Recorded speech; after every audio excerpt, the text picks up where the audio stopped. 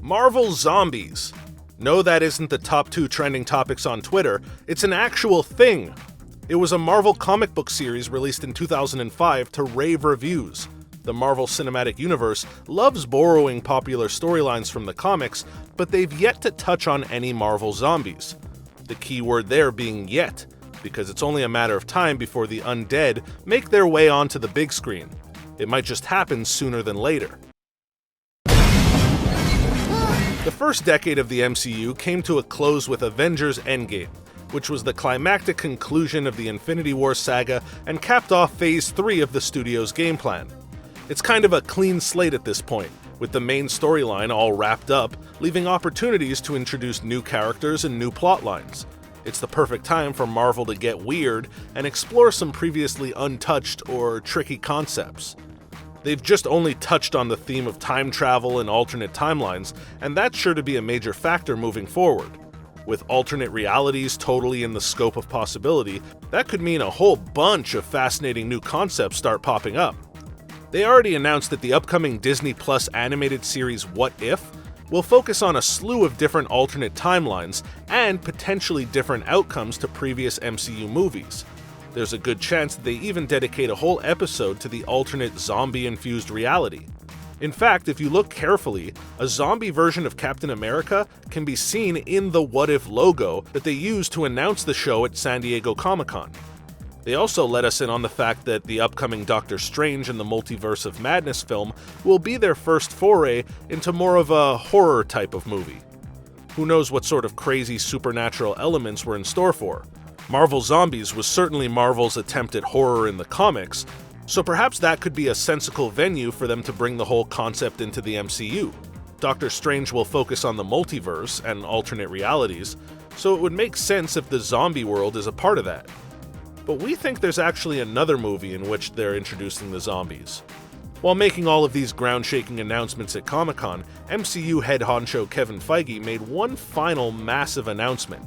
He announced a reboot of the infamous vampire hunter movie franchise, Blade. You probably remember the original movie starring Wesley Snipes. Blade was a badass leather coat-wearing vampire hunter who also happened to be a vampire himself. It was awesome. The new version will star Mahershala Ali, which people are stoked about because he too is awesome. It'll also be fascinating to see how Blade the character and the whole Blade universe ties into the greater MCU, because the original films predate the official MCU's launch and stood alone within their own reality. A fresh start for Blade could be a good thing too. Blade Trinity, the third installment, was recent enough that it can still be in some people's memories, but long enough ago that it's a safe amount of time to press the restart button on. Marvel needs to be careful with this one though, as they'll tiptoe the line between something fresh enough to attract new fans and something nostalgic enough to retain older fans. Unlike the majority of highly anticipated comic book movie releases like Spider-Man or Joker, the expectations for Blade have a lot more to do with the initial movies and not the comic book source material. And there is comic book source material. Blade was never a major character in the comics, but has been around since his initial appearance in Tomb of Dracula No. 10 in 1973, but was a far cry from the version we saw Snipes portray on the big screen. The Blade character was actually a part of the zombie resistance, and then later was one of the infected ones in the comics. The whole Marvel Zombies storyline centered around a bunch of the most popular characters getting zombified, and then a resistance group of uninfected heroes saving the world. It was originally published in 2005 as a 5-issue miniseries and was written by Robert Kirkman, the creator of The Walking Dead, so the guy knows a thing or two about zombies. The zombie world takes place in an alternate reality known as Earth 2149. For context, the main world where the main storyline takes place is Earth 616. There's a lot of different timelines. On said Earth 2149, a number of superheroes get infected with a virus and turn into flesh-eating versions of the undead. Many of the biggest heroes get hit with the virus and therefore turn into dangerous threats.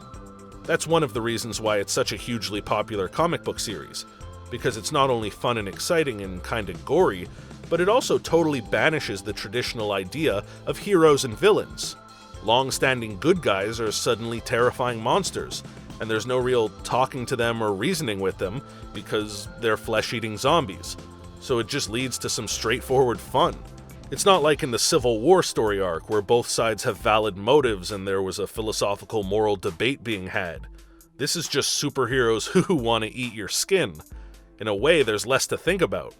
In another way, there's so much more to think about. They also kind of hinted at Marvel zombies already in the MCU. It wasn't a full-blown appearance, but it definitely was an Easter egg. If you'll recall, Spider-Man Far From Home included something of a Marvel zombie scene.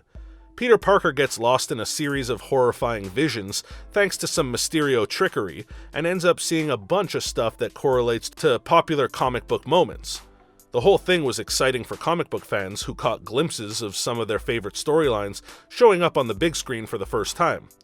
One of those shots is of Iron Man rising from a grave covered in Black Widow spiders. Of course, this is an obvious reference to Peter grieving the loss of his mentor Tony Stark, and in a different way, the loss of Black Widow. While it's a great psychological play to lean on Peter's guilt and worst fears, it's also interesting because zombie Iron Man was a major part of the Marvel Zombies universe in the comics.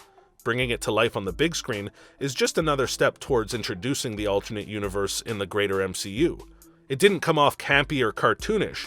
It was actually a terrifying visual to behold, and would totally scare the crap out of audiences. They definitely have the ability to produce an on-screen version of the Marvel Zombies universe in a way that would do the source material justice. They might not even just stop at zombies. This could be Marvel's dive into a whole world of monsters and ghouls.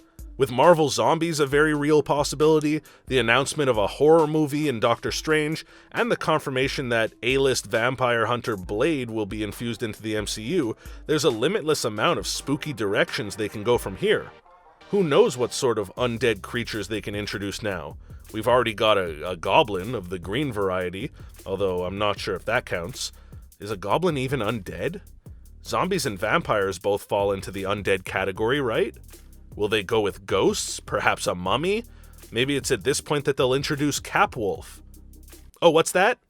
Oh, he's just a werewolf version of Steve Rogers that existed in the comics. Yeah, that's a real thing that existed. In a storyline from 1992's Captain America number 404, Cap is captured by the villain Deadly Nightshade, the queen of the werewolves. It's a ridiculous tale. Despite being written in the grim and gritty 90s, it reads more like something from a Silver Age DC comic. The What If animated series would be a good opportunity to introduce this outrageous version of one of the world's most beloved characters. Or they could even go wild and introduce Capwolf in the MCU. As Doctor Strange explores the horrors of the multiverse, or as Blade starts kicking supernatural butt, they may just make it happen. The concept could work too. It would be a creative way to keep the Captain America character around without needing the participation of actor Chris Evans, whose contract has expired. As a werewolf, literally anyone could play the character. It's a monster, not a real person.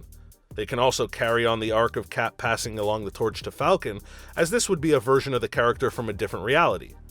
One thing is for sure, the MCU is about to get a whole lot spookier. Between confirmed vampires and rumored werewolves, and zombies and goblins and a whole mess of assorted ghouls, it's time Marvel evolved from your traditional superhero flick. Don't get me wrong, it's worked in the past.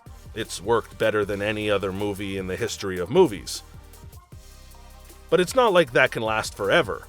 They need to evolve and switch things up ever so slightly to keep it fresh and interesting. Too much of the same thing time and time again will undoubtedly get stale. Infusing the paranormal and the supernatural is a surefire way to keep people invested, because those things are always cool.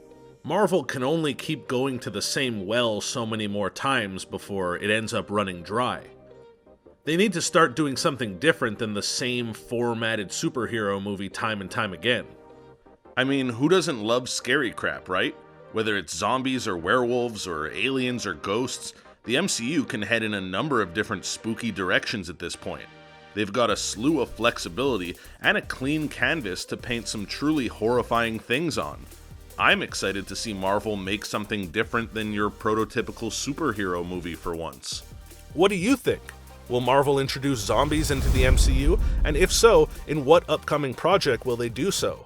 Leave your thoughts in the comments section down below. Before you go, make sure to hit that thumbs up button, and if you haven't already, make sure that you're subscribed to ScreenRant to stay up to date on all of our latest releases. Until next time, bye-bye!